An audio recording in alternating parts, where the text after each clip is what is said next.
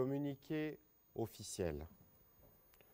Le président de la République, chef de l'État et commandant suprême de forces armées de la République démocratique du Congo et de la police nationale congolaise, Son Excellence M. Félix Antoine Tshisekedi Tshilombo, a présidé ce mercredi 15 juin 2022 à la Cité de l'Union africaine à Kinshasa une réunion extraordinaire du Conseil supérieur de la défense, élargie aux présidents de 2 chambres du Parlement et aux responsables des services de sécurité.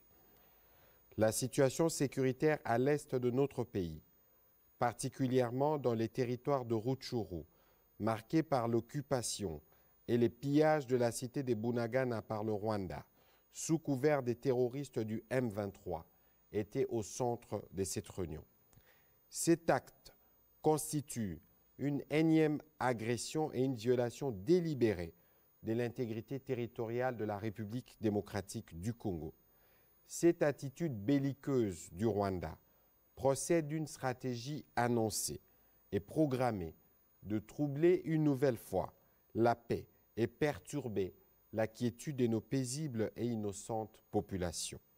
La République démocratique du Congo est déterminée à défendre chaque centimètre carré de son territoire. Tirant les conséquences de cette situation et consécutivement à la réunion du 27 mai 2022, le Conseil supérieur de la défense a pris des mesures suivantes. 1. L'exigence faite au Rwanda de procéder au retrait immédiat de ses troupes sous couvert du groupe terroriste M23 du sol congolais. 2. La demande formulée au gouvernement de la République démocratique du Congo de suspendre tous les protocoles d'accord, accords et conventions conclus avec le Rwanda. Par ailleurs, le Conseil supérieur de la défense salue les efforts de paix et de médiation engagés par les présidents João Lourenço de la République d'Angola dans le cadre de la conférence internationale sur la région de Grand Lac CIRGL et le président Uhuru Kenyatta de la République du Kenya dans le cadre de la communauté de l'Afrique de l'Est. Le Conseil supérieur de la défense a également salué la forte mobilisation patriotique de la population congolaise pour le soutien indéfectible à nos forces de défense et de sécurité.